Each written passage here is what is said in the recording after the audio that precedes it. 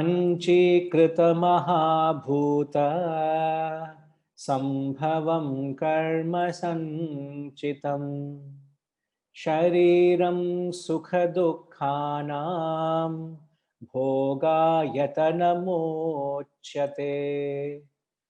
Panchikrita mahabhuta sambhavam karma sanchitam shariram sukha dukkhanam bhoga yatanamochyate.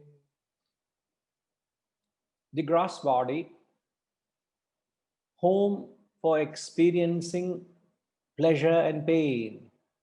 Bhogayatanam. Bhogayatanam means the home. I've experienced that which experiences. What does it experience? Sukha and dukkha. Shariram, the gross body, the home for experiencing pleasure and pain, is determined by your past actions. Karma sanchitam. Whatever you have done thus far, the body is a product of those past actions. It refers to the gross body. It is constituted of the great elements, Panchabhuta. Now, what these Panchabhuta have gone through, which have gone through a process of Panchikarana. For some of you who may be familiar, but most of you, it will be a new term. You would only get it here, you don't get it anywhere else, as I've said. The concept that the 5 elements have gone through the process of Panchikarana, which is nothing but the process of 5-fold self-division and mutual combination.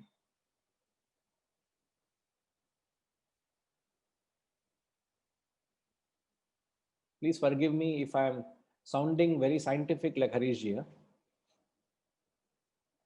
So I'll try to make it as simple as possible. Forgive me, Harishji, for saying that.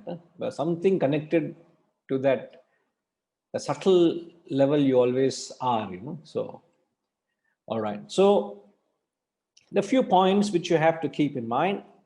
The first, he says, the gross body is the vehicle which goes through the experience. He says, bhoga yatanam. Bhoga yatanam. Bhoga is that which experiences. Ayatanam means it's a vehicle. It's a home where you experience pleasure and pain. Point 1. Point 2, this physical body is a product of karma sanchitam, is acquired because of the resultant of your past actions. The past actions, it's your past vasanas, is the cause of the current body, isn't it? So the physical body is nothing but a fructification of a vasana. Physical environment also is an expression of your vasana. How do you clarify that? The only way you can clarify that the physical body or the physical environment is a fructification of a vasana, it can only be justified when you fall back onto the chronology of action. The chronology of action is the vasana, which is the seed, which is the root, which is the very source of our personality. The vasana expresses as thoughts and desires. So the vasana expresses as thoughts in the intellect. It expresses as desires in the mind, and further fructifies as actions at the body. So if I have got a vasana,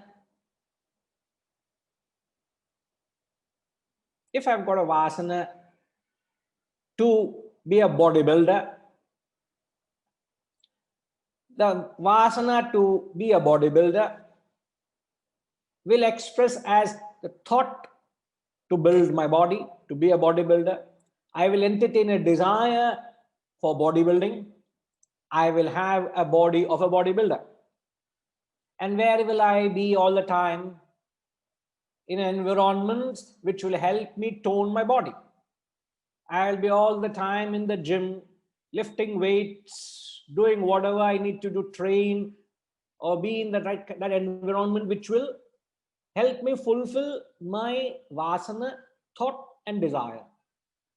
So the action of becoming a bodybuilder or building my body, isn't that expression of the vasana I have? The vasana for bodybuilding expresses as thought and desire and action, and I am constantly in the company of those who are building body, and I am in that environment. So the vasana expresses as the gross body and the gross environment. Now, if I have a vasana for Carnatic music, the thought vasana, where does a thought come from? Thought comes from a vasana. The thought for Carnatic music expresses as a desire either to be a part of it or be a singer, but I will be involved amongst those who are interested in Carnatic music or the classical concerts. So whenever there's an invitation, I'll find myself being a part of it, appreciating it, listening to it. So the gross environment and where my physical presence is determined by the past vasanas.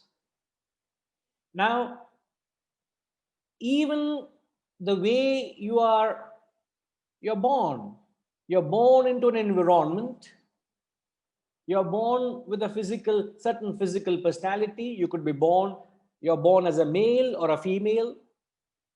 You're born into different environments. It could be in opulence, it could be in penury, it could be a challenging situation. You could be in one of the most beautiful countries in the world, or you could be born into a war zone. What is it that determines the environment? It is nothing but that is predetermined by your own vasanas. So therefore, your current situation, your present body, your environment is nothing but karma sanchitam. It is the resultant of your past actions. Past actions means past vasanas. Past vasanas creates present actions. So vasana becomes the cause, action is the effect. Action becomes the cause, the future vasanas become the effect. So there are these two terms. One becomes the cause, other becomes the effect. And again, the effect becomes the cause, and the cause becomes the effect. I repeat, vasana is the cause, action is the effect. That's one. Then what happens? Action becomes the cause, the present action becomes the cause, and your future conditions become the effect. So we are just caught up in this vicious cycle of the cause and effect. Karma sanchitam. We are a victim of our own vasanas, of our own actions.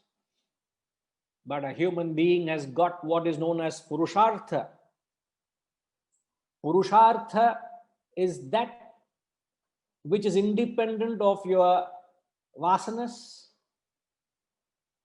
which gives you the free will to choose any vasana you have. So I can choose the lower propensities in me and devolve, or I can choose with the higher propensities and evolve. That choice a human alone has. No other being has that. And that choice or freedom you get it from Purushartha, which functions through the intellect. There are two different things. Purushartha is different from the intellect. Intellect is the equipment, and Purushartha, the capacity to choose, functions through that. So you and I are not a slave of the vasanas as we believe ourselves to be. We are a master. You can choose not to identify. Well, that is not the scope of the verse here. But Minima is asking, doesn't the genes have any role to play in determining the vasana of a person? No. The genes, not entirely. They may be instrumental in molding your personality, but not in terms of molding or choosing the environment you're born into. We have often told it is the child that chooses the parentage. It's not the parent choosing the child. So the child is the vasana, the parents is the environment. Isn't it? If you go back to the example of the environment is the fructification of a vasana. So let's say I die today, or the next moment I'm dead. What happens to me? What happens to my vasanas? There are so many vasanas in me that are yet to be fulfilled, isn't it? It's not that I'm at the verge of self-realization. Certainly not. So there are a certain bundle of vasanas which go unaccounted. They can't go unaccounted. So there has to be a question mark. What happens to them? There is energy. There are these vasanas. So when I die, these vasanas will have to choose another body, another environment. So this vasanas is known as the child. The child chooses the parentage. The parentage is the environment. So I could be born somewhere in Ukraine, or I could be born somewhere in Europe, or I could be born somewhere to a Shudra family, or I can be born into a Brahmin family. The amount of karma, what karma have I done? Have I performed selfish actions? Have I performed sacrificial actions? Have I been evolving and devolving as a human? That precisely, along with the vasanas, will determine where am I going to be born. So if I have done enough punya, or if I've done enough selfless work, and I have only left with the refined vasanas in me, I will be born into the family of the wise and the wealthy. Means I will be born into the family of the very pure, a very extraordinary environment which will only nurture my further advancement of spiritual growth. I will have to struggle much lesser than what I have done thus far, so that it facilitates my journey. Imagine a rocket that takes off from Earth. When it takes off, it puts in so much of effort because it is fighting against the law of gravity, which is pulling it down. But once it goes beyond the gravitational pull, thereafter it just needs to be guided. There is no further friction, isn't it? So as you advance, you keep choosing the environment. Okay, but Minima. All right. Now, so the first is it's the vehicle of experience. The second is your vasanas is the cause, action is the effect, action is the cause, vasana is the effect. Point two. The third, he says, this physical body, how did we get this physical body? What is this physical body constituted of? He says this physical body is, it's constituted of the great elements, the Panchabhutas. The Panchabhutas are space, air, fire, water, earth, the five elements. In fact, the entire world is constituted of five elements: space, air, fire, water, earth. These five elements, he says, they have gone through the process of what is known as Panchikarana. Panchikarana is a process of self-division. So they divide themselves, each one divides itself, a process of self-division and mutual combination. It's a very peculiar concept, very unique. It just baffles me. How could the great Adi Shankaracharya could have originally conceived it? I still go through somersaults to conceive how they could have conceived it, but how to understand I struggle. Forget someone conceiving it originally. Now, so what he is talking about, these 5 elements, it goes through a self-division. It divides itself and then starts mutually combining with the other elements, and that process is known as Panchikarana. All right. Okay. Now I have a diagram which I shall explain to you all. Can I have the diagram, please?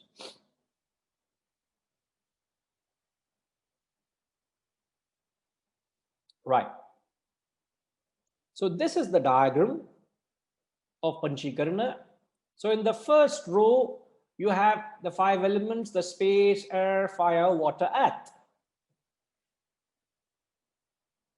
Point 1 in the row, the first row, where he talks of the 5 elements, you see them as ellipsoids. Gulab jamun, think gulab jamun there. The 5 gulab jamuns are each element in its original form, known as tanmatras.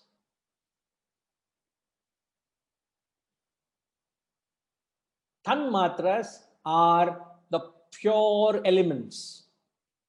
In the first stage, they have not gone through any division or mutual combination. All right. So the first stage, the elements are in their pure form. Now, the second step, he says, each element goes through self-division. So what happens? First step is it divides itself into 2 halves. So space becomes 2 half spaces. As it said, tanmatras divide itself into 2 equal parts. That's easy. The next step, 1 half remains intact. I don't know. Don't ask me why. Don't ask me how. Just take a note of it. Take a snapshot, capture it, and you can ponder and rack your head why and how it is. I have no answer to that. I'm only trying to convey what is said. There is the first half remains intact and the other half splits itself into 4 equal parts. Are we all okay so far? Easy? So this is easy peasy, yeah? Is that the word? Everything is easy so far? Right. Now, the 4th stage, what happens? 1 half remains as it is. That half, the mutual combination, the other 4 of the other elements merge and combine with space. So if you look in the 4th row, the last row, 1 is the space, and then 2, 3, 4, 5, which is air, fire, water, earth. That is known as gross space.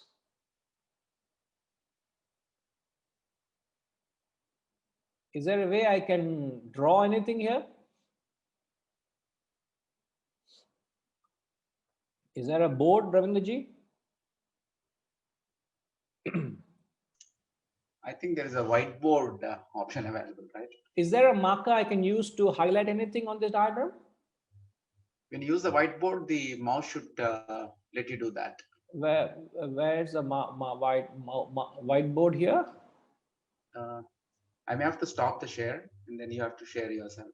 Oh, then no issues, no issues. I think that would be challenging because I don't have the diagram with me. I think this is good. We'll just leave it with that. So what I'm trying to say is the first space in the first row.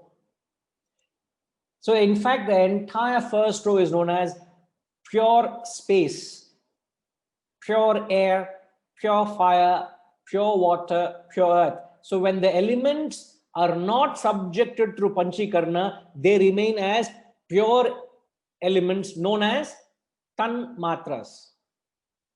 So just write down this statement, please. The elements, before they go through the process of panchikarana, are said to be in their pure form. The elements, before they go through the process of panchikarana, are said to be in their pure form, known as tanmatras. After they go through a process of division and mutual combination, it reaches the fourth stage, the last stage, where it calls itself as impure elements.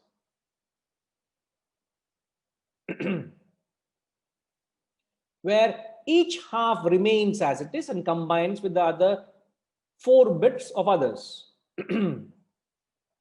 So therefore, the definition of gross space would be gross space equals half of space plus 1/8 of air, 1/8 of fire, 1/8 of water, 1/8 of earth. Ilya, the other 4 parts plus this half come together to form impure space. All right. Now, for a moment, can I have the audience back, sir?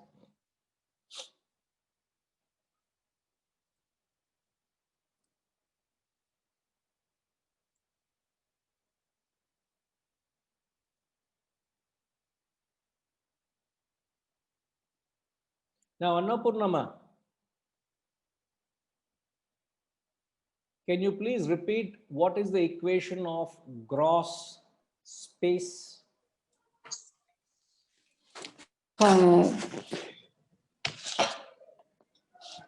Hari Om Guruji. Hari Amma. Gross space is half of space, 1/8 of air, 1/8 of water, 1/8 of fire, and 1/8 of one Earth. more Panjabhuta. The earth, the last. Earth.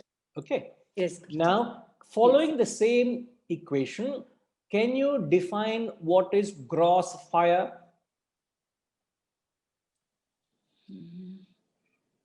The same process, because each element goes through the process of panchikarana. So what happened? What is the equation of gross fire? Half of space and 1/8 of fire.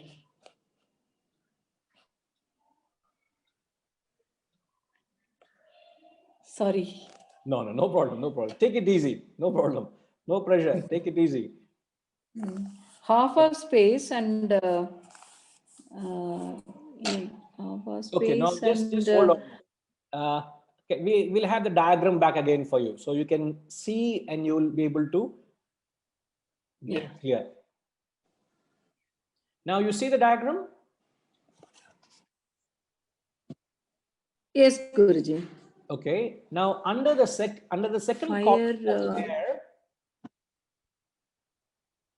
under the second column of air, in the last row, what do you see? What is the half there? Half is air. So the gross air is half of air plus other 4 elements. Oh. The same equation. So the air is more. The air part is half. So same way, the gross fire would be half of fire plus 1/8 of other 4 elements. And other elements. Other elements. Understood, Guruji. Thank you. Okay, wonderful, wonderful. Yes, sir. The audience back, sir. Wonderful. Gayatri Ma, following? Very clear. Now, what he is saying is the physical body, the gross body, which also includes inert matter. Please remember, the gross body has no life in it. It is per se no different from the table, the chair, the furniture, the computer. It is the same. It has no different characteristics. Because what happens to my body after death?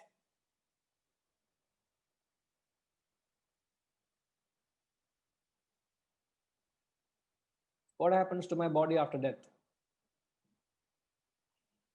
Any body for that matter. My body is not any different. Huh? What happens to the physical body after its death?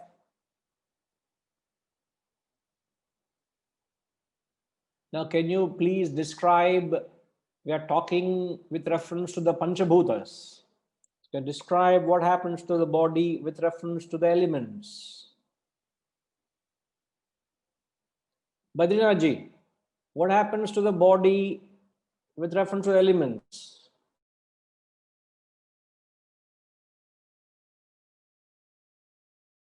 The Panchabhutas.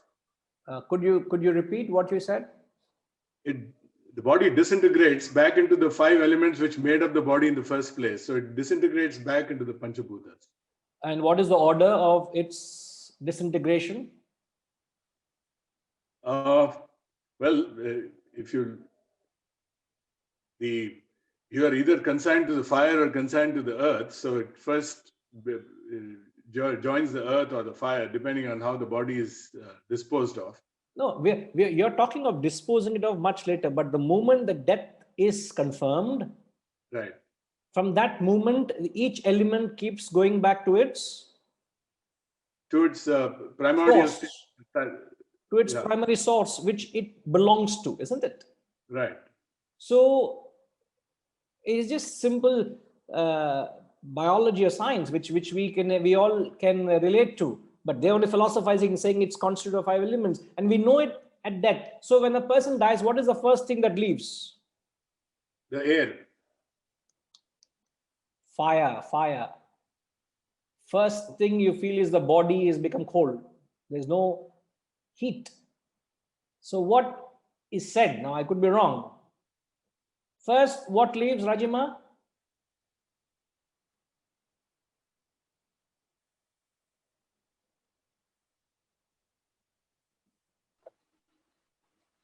Hari Om Guruji.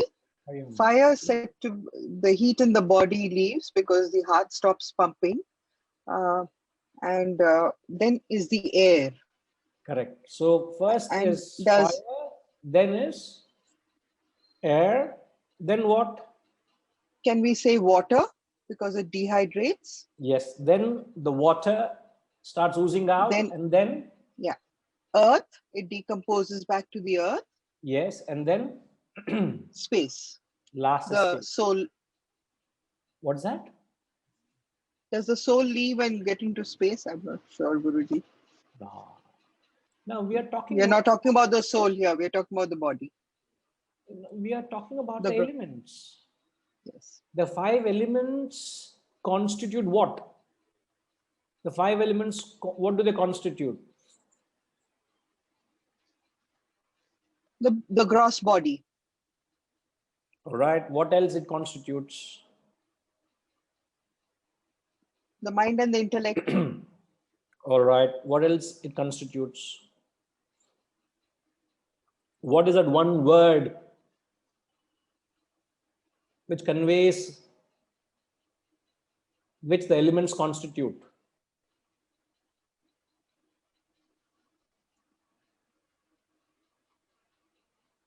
Which is nothing but the body, the mind, and the intellect? Matter. Matter, correct. Now, spirit and matter, you said. Correct, the spirit and matter. So, matter is constituted of the 5 elements. And matter constitutes gross body, matter. mind, intellect. No. Shanti.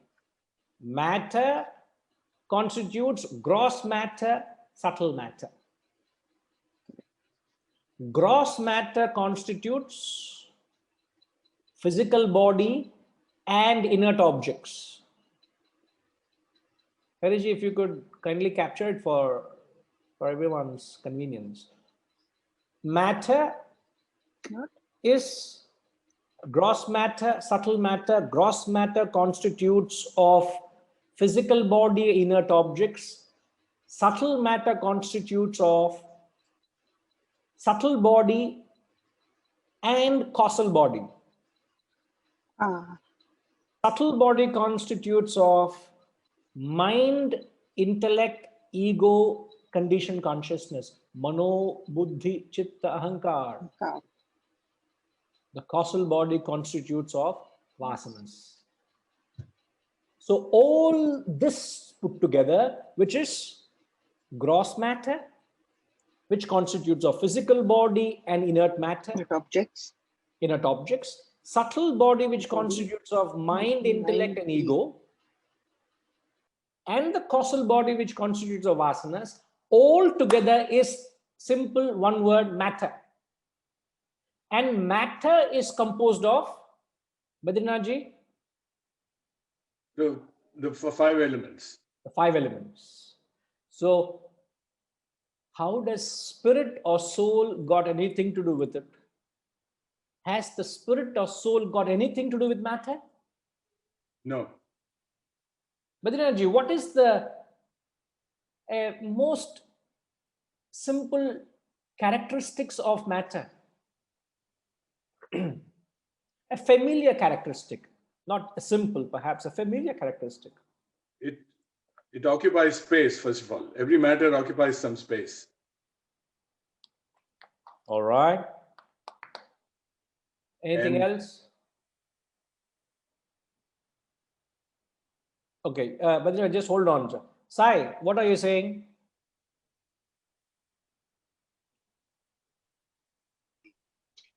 Hari Om Guruji. Hari Om, Sai. Keeps changing. So even the physical body, it ages. I mean, keeps transforming every minute, every second. It goes through change. In other words, correct, very true. So the characteristics of matter is it is perishable, isn't it? Matter changes, it is subject to change, it perishes, which is not the characteristics of spirit. The spirit is the Atman, the consciousness, the reality. In short sense, in layman's sense, it's God. Now, the characteristics of the spirit or soul, as Rajima used in the context, is imperishable. So, when a person dies, nothing happens to the spirit or soul, because what has changed, what goes through change is only matter. So the gross body, which consists of 5 elements, they have gone back to their original form, which has constituted them. But nothing happens to matter, the spirit, sorry. So matter doesn't contact spirit, doesn't influence spirit, doesn't condition spirit. Spirit is independent, unconditioned, pure consciousness. So when a person dies, nothing happens to the Atman. The Atman remains in the dead body. Atman has not left the body because Atman is said to be omnipresent. If it is in omnipresent, if it's all pervading, where is it? It isn't to go. It must have a place where it isn't to go, isn't it? If it's everywhere, how can it go? It can't go. There's nowhere it can go. So remember, all that happens to the matter, the change, doesn't influence the spirit, the consciousness. So even by mistake, we should not confuse this concept. Atman is pure and immaculate. Nothing affects it. Nothing can condition it. So coming back to the Panchakarana, Shivaji, can I ask you to give me description of water?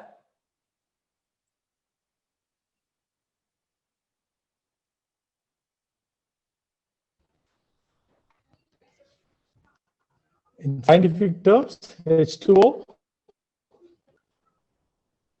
No, exactly how we have been describing through Panchakarana with reference to the elements. 5 elements. Have you followed the equation thus far, sir? Yes. Yes. All right. So could you describe water for me? Water is 50% of fat is the pure form and the rest is other elements put together. So it would be half of water Half of water plus 1/8 of and other 1/8 of, yeah, space, air, other, fire. yes. Now, the similar equation will apply to space as well. Now, the water you drink, the water I drink, is it pure or impure element? It has got all the other elements also. It's not pure. No. What my question is, the water you drink, the fire you see, is it the pure elements or the impure elements? Pure elements. This is where it baffles. He says the physical body, the gross body, which is the home of experience, pleasure and pain, etc., is a combination of Elements. elements which have gone through Panchakarana, which means the 5 gross elements, which is gross space, gross air, gross fire, gross earth, gross water. These all combine to form gross The body. Gross body. புரிஞ்சுதா? So the impure elements constitute to form gross matter. So what you perceive fire is actually not the pure element fire, it's the impure element fire. Are you following? Yeah.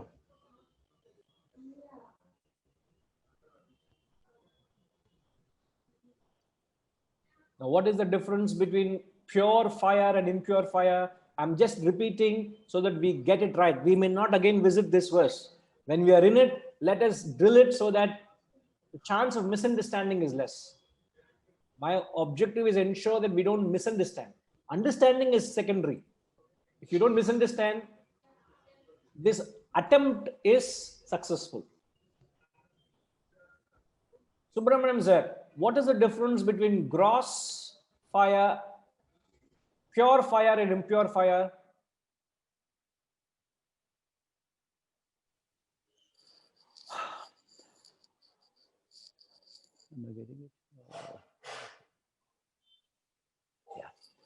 Yeah, Hari Om Guruji. Hari Om sir.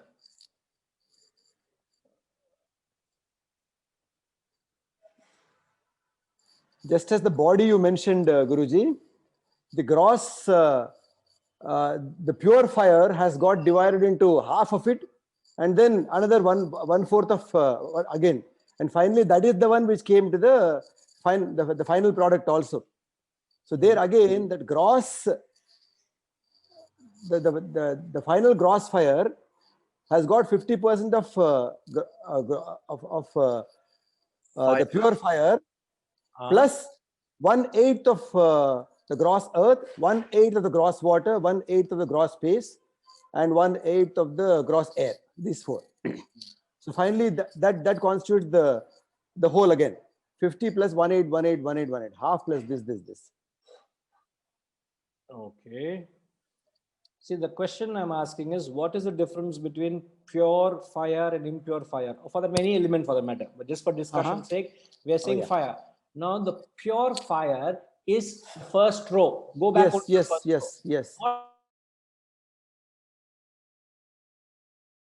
Yeah, impure.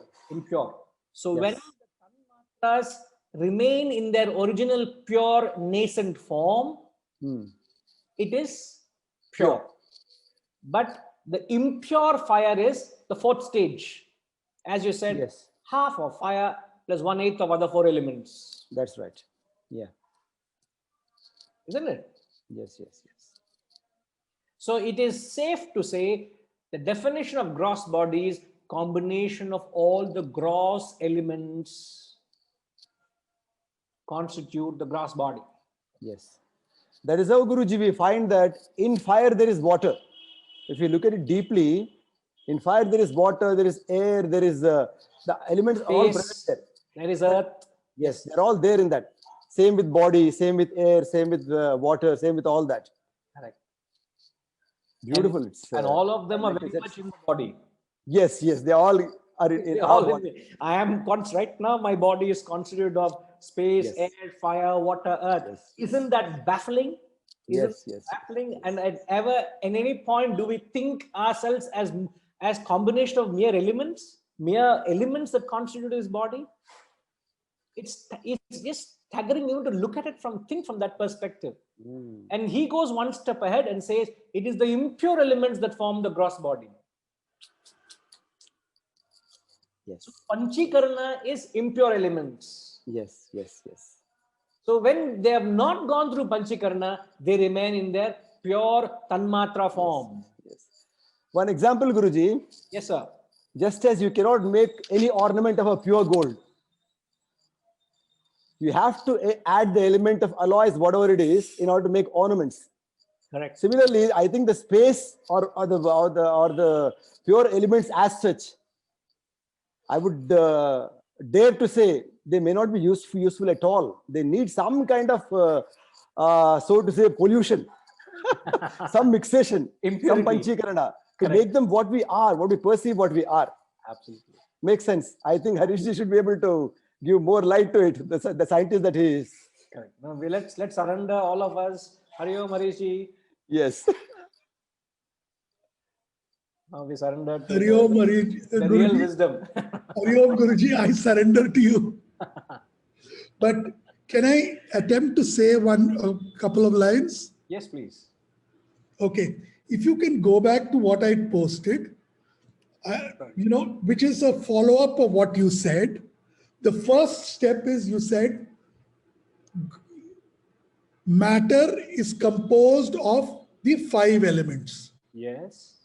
Now, the next step, that is matter is gross A plus gross B, gross matter is gross A plus gross B plus gross C, all the 5 elements. Okay. Now let's take any one of them. Let's say gross space. So gross space or let's say gross water, it's easier to understand. Gross water is half of water plus 1/8 of fire, 1/8 of air, 1/8 of space, and 1/8 of earth. Perfect. Now the next line, this half of water which is there is further 1/4 of water plus 1/16th, 1/16th, 1/16th. If you keep doing this, finally, though it's an infinite series, finally you will come very close to a reality that water is actually 1/4 of fire, 1/4 of space, 1/4 of earth, and 1/4 of the other four. Therefore, you are saying there are 2 things which come out of this. One is to say that everything is composed of the others. The other is also to say that you cannot transform from one to the other. No change is immediate.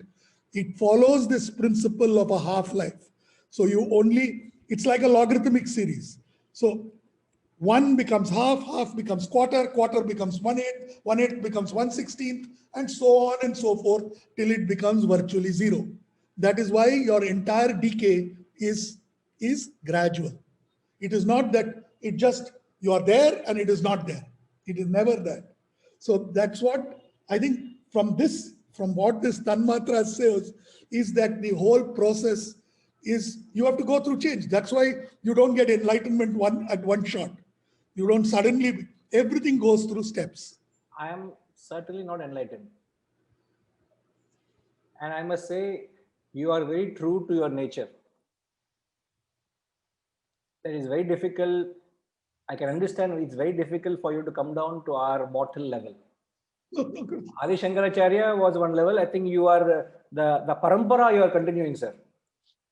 He only brought it to 1/8. Ninga 1/16, 1/32, angengo poiting ninga. Where all we have gone.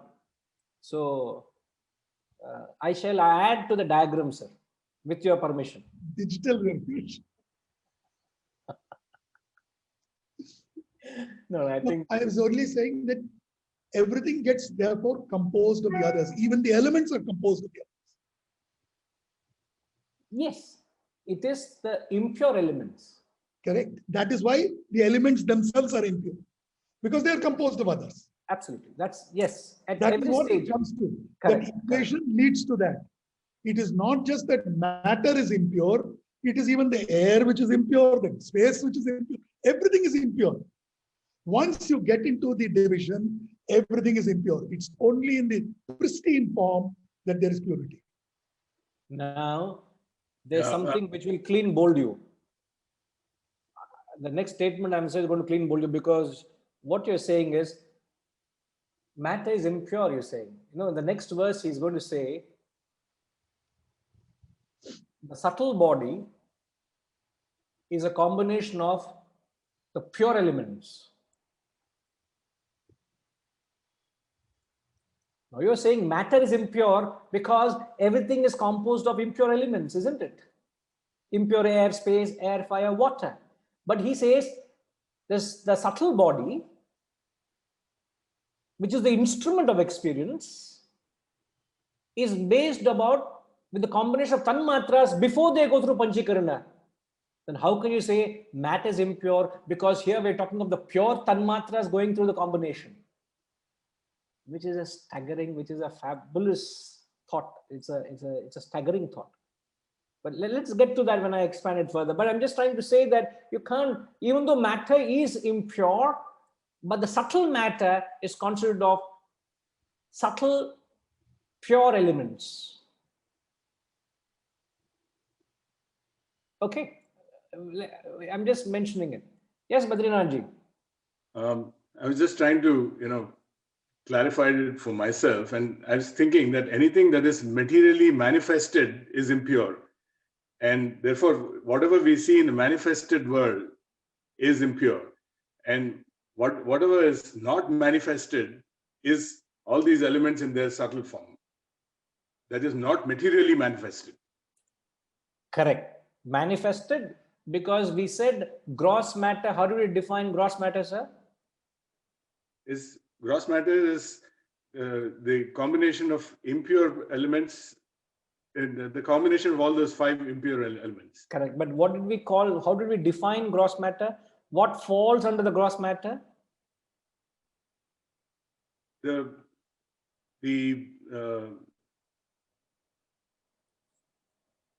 body, the mind, the intellect. No. The body and the inert objects. inert objects. Yeah.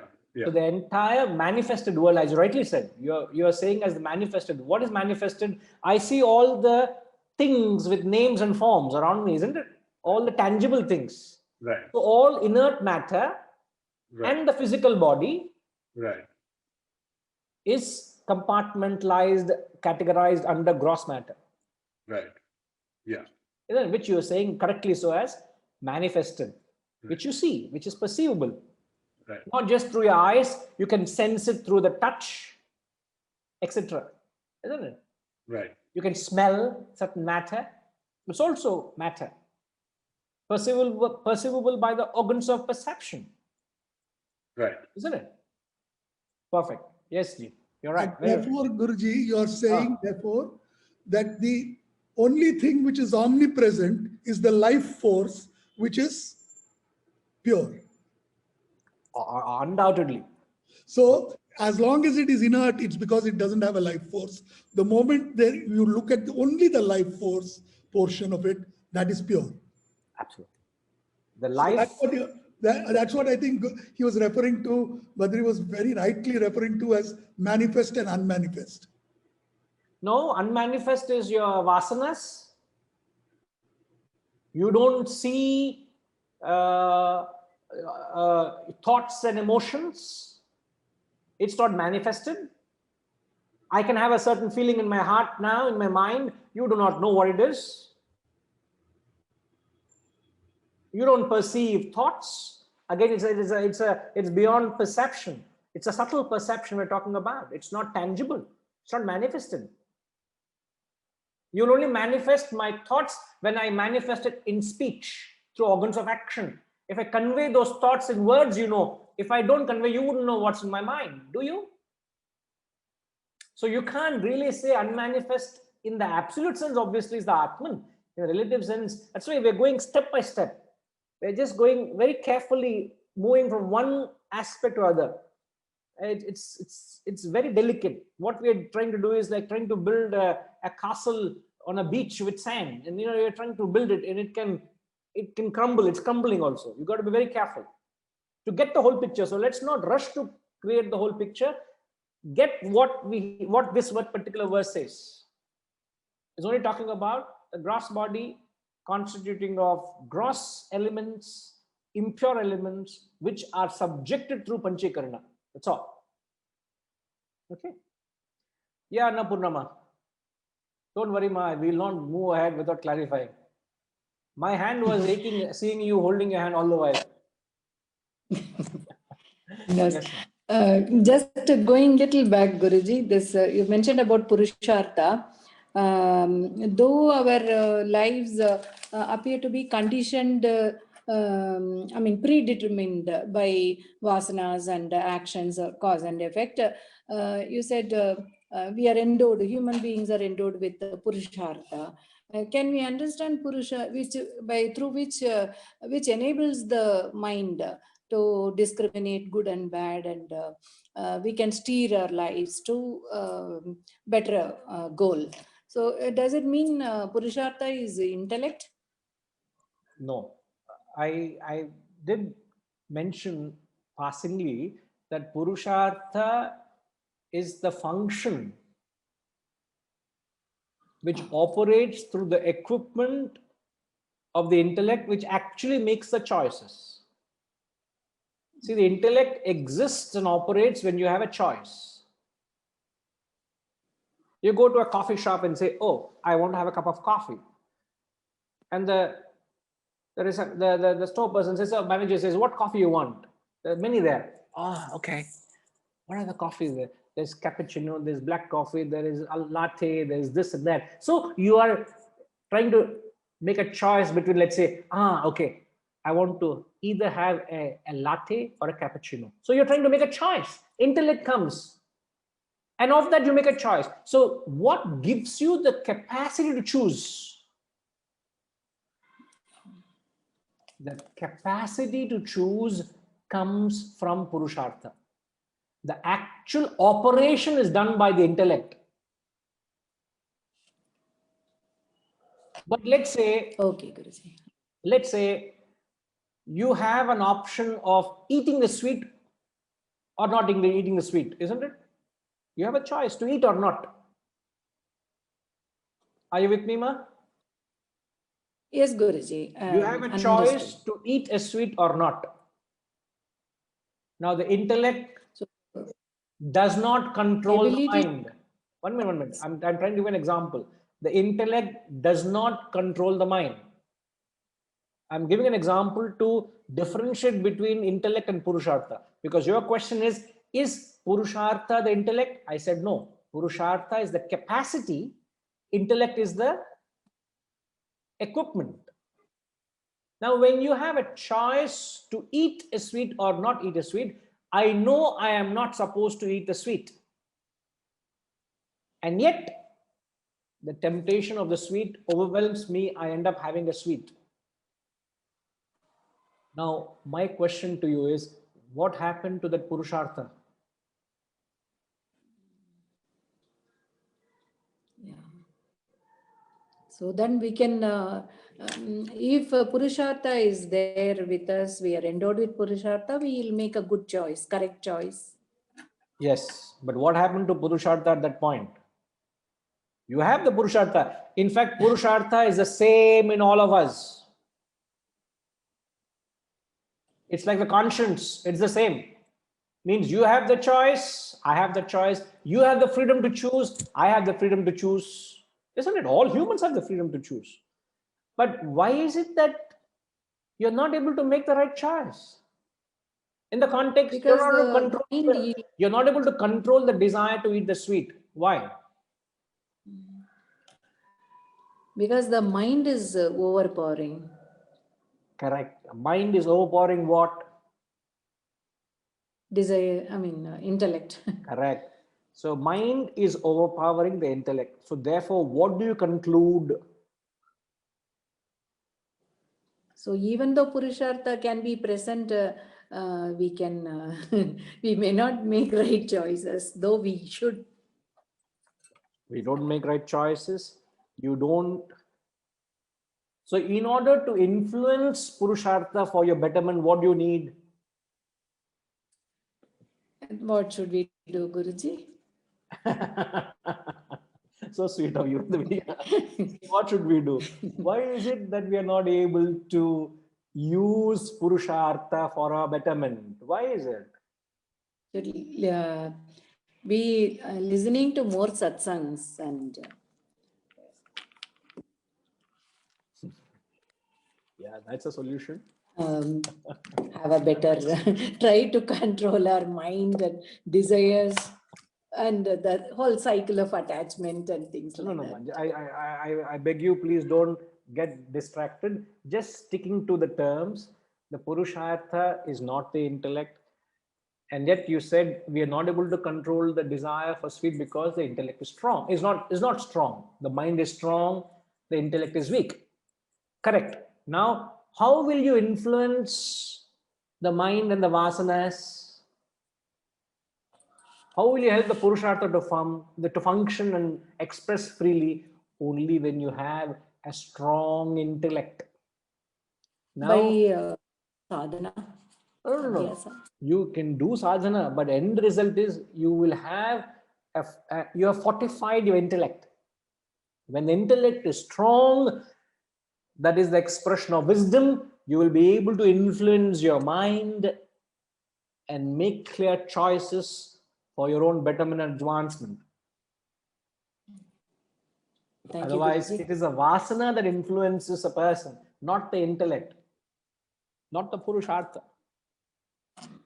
But yet, thank you, Guruji. Yes, ma'am. Yes, most welcome. But yet it is not, you are not defined by your vasanas, you are defined by your own choices. Remember, what defines a human is not the vasanas. You're defined by the choices you make. Which means I am not, okay, what do you gather from that statement? I am defined by my choices and not the vasanas. What do you gather from that? Hariji.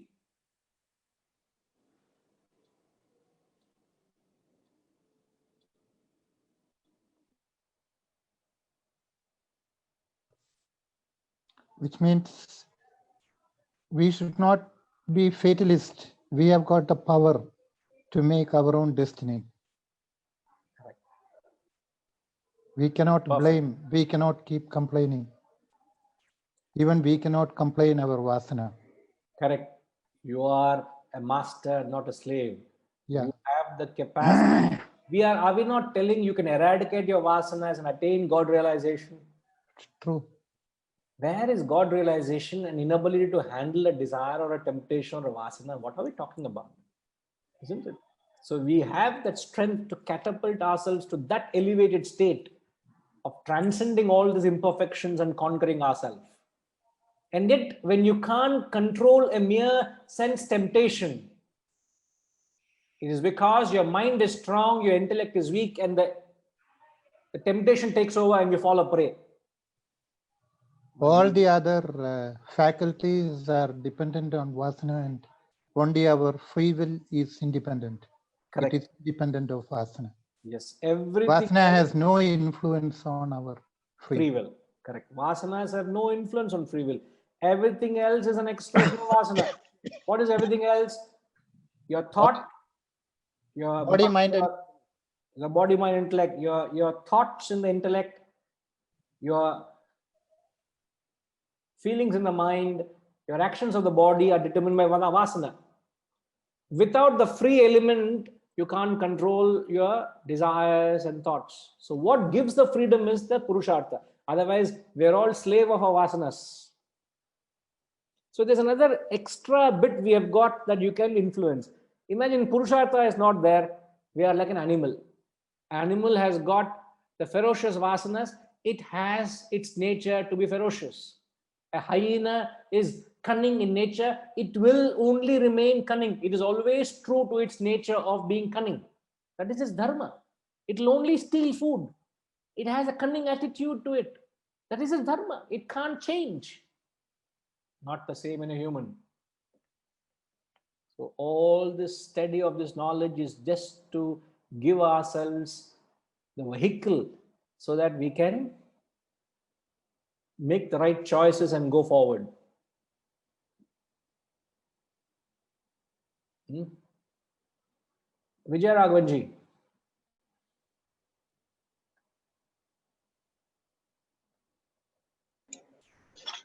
Pranam Guruji.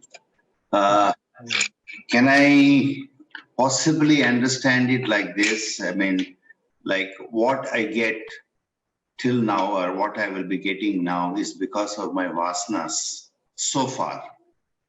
And how I manage it or how I handle it is because of my purushartham, it's my choice. And depending on what I do, I acquire further vasanas and the cycle goes on. But is it not true that you are a product of your vasanas plus the choices thus far? Why have you excluded the choices you made thus far? I mean, conscious self of me in this form, yes. Yes. Even unknowingly you made a choice. You still are a product of that, isn't it? Yes, yes, Guruji. I blindly take a wrong turn while driving. And that wrong act can be fatal or has a certain consequence, isn't it? So whether you perform an action consciously, unconsciously, willingly, unwillingly, knowingly, unknowingly, consequences are the same. Because ignorance of law is no excuse. So without knowing these, we could have performed so many actions unknowingly. When you can consider that even an emotion or a thought is an action. If I entertain an unhealthy thought, it has a consequence. Remember it. It's not necessary that I have to act on that emotion or a thought for it to have a consequence. What is the consequence of having an unhealthy thought or a negative emotion?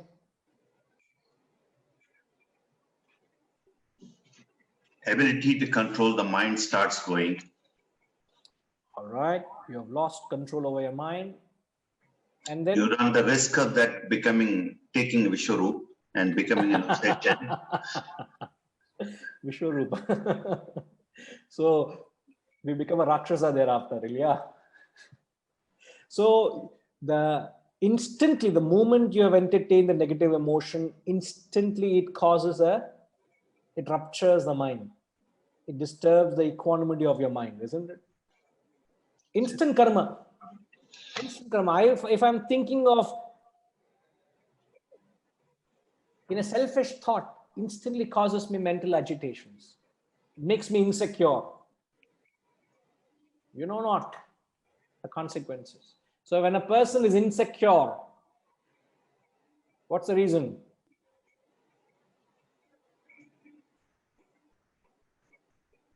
Why does a person feel insecure in life? Fear, anxiety. Why does one develop fear or anxiety?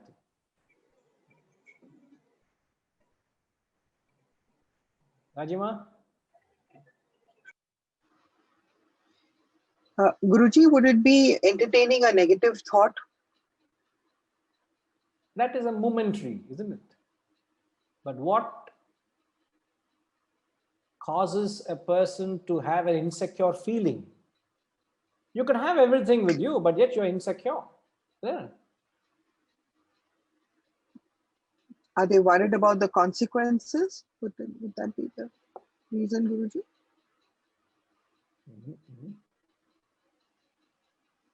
Hariji? Yes, sir. Surrender, Guru. No problem.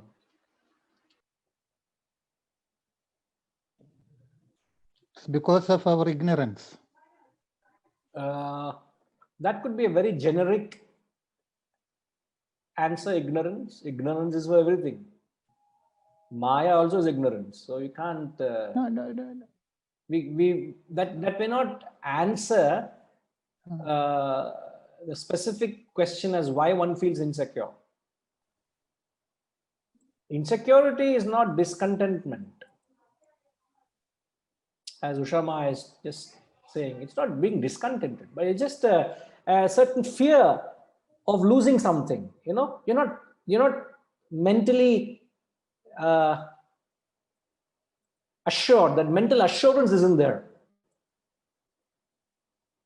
And how do people try to counter this mental insecurity? It's a very much a reality. I must say, I'm not being egoistic when I say that. I never know what that is, and I'm trying to describe it to you. I don't know how well can I communicate it. I can only communicate something I know, but I'm trying to communicate something which I have no experience of. I don't know what insecurity is.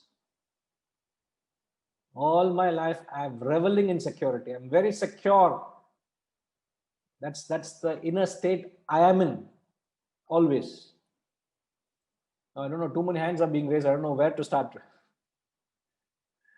Rajima, ladies first, Vijayji. Guruji, is it because one is thinking about oneself alone and is understanding that he is the cause for, or the person is the cause for all his doings, his thinking, and not being and not understanding that there is someone else or something else that controls everything? The ignorance, the avidya. Okay. Whatever I think Hariji has influenced you. We'll come back to avidya. No, the thinking is very much right. I'll want to listen to others. Hariji, just a minute, sir. Tinkima, please go ahead. So it is because of attachment and expectations that, when we want something, we're attached to it, we are insecure. What if I lose it? What if it's harmed? And I have expectations which are not fulfilled. Then I feel, oh my God, will they do this for me? Will this happen to me? That causes fear, insecurity.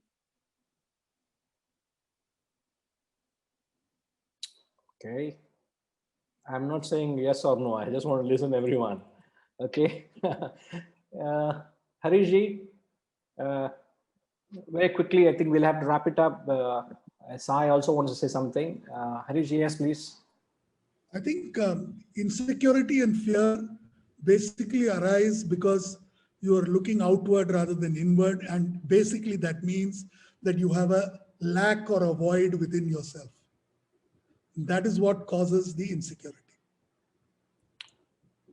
Right. You can start building on the concept with that thought, but it doesn't, because you're saying you're extroverted, not introverted. You're outward, not inward.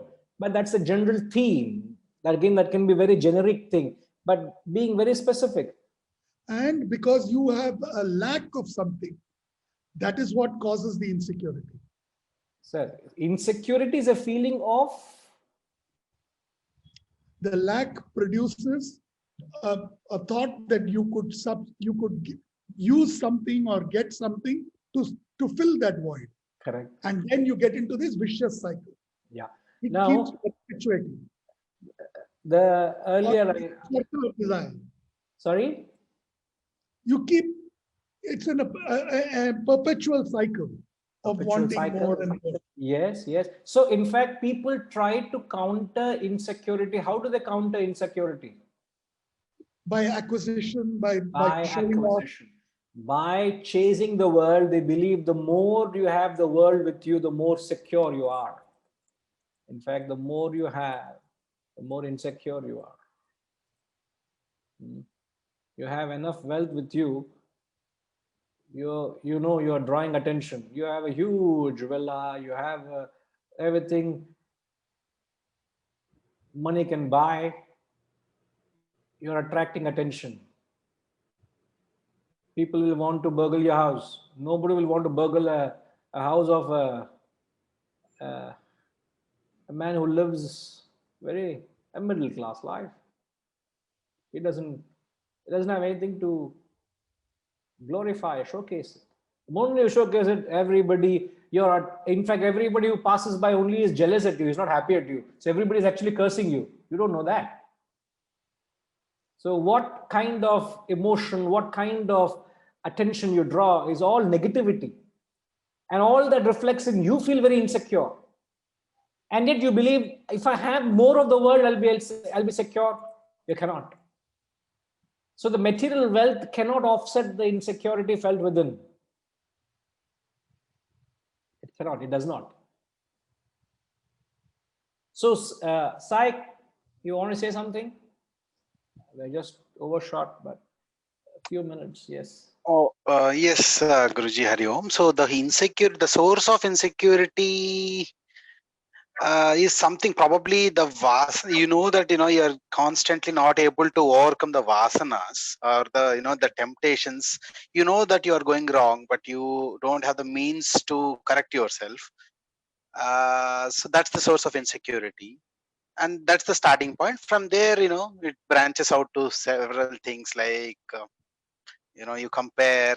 Okay, you feel better. Okay, I'm not able, the other person is not able to. So for example, one person is weak in maths, he's constantly getting 10 marks out of 100. So it satisfies himself by comparing with someone who is getting 9. So all those things, but the source is his inability to understand and grab the concepts of mathematics. Yeah, you have a point. In fact, you have a very valid point. So do all of you all have. In fact, insecurity primarily arises out of a selfish, self-centered perspective to life. Those who are takers and consumers, who live at the cost of others, who are destructive in life, who live a life of non-yajna, who live a life of spirit of taking, they are the people who suffer insecurity. The takers, those who live a life of selfishness, who want to grab from society. So all their life, they are only enjoying comforts and conveniences which belongs to others, which somebody else's they're enjoying.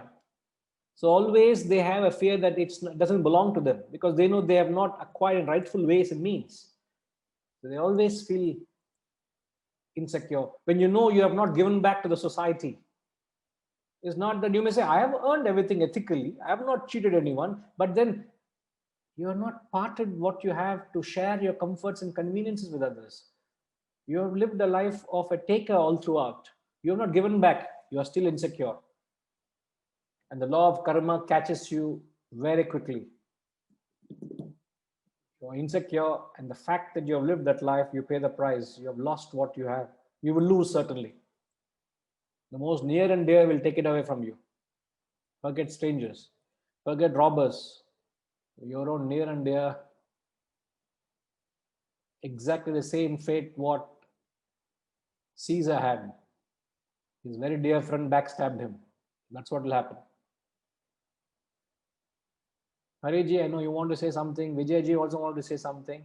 Are you okay, Vijayji? Perfect. Thank you. Om Purnamada Purnamidam Purnat Purnamudachyate Purnasya Purnamadaya Purnamevavashishyate. Om Shanti Shanti Shanti.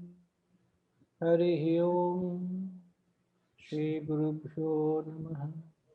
Hari Om.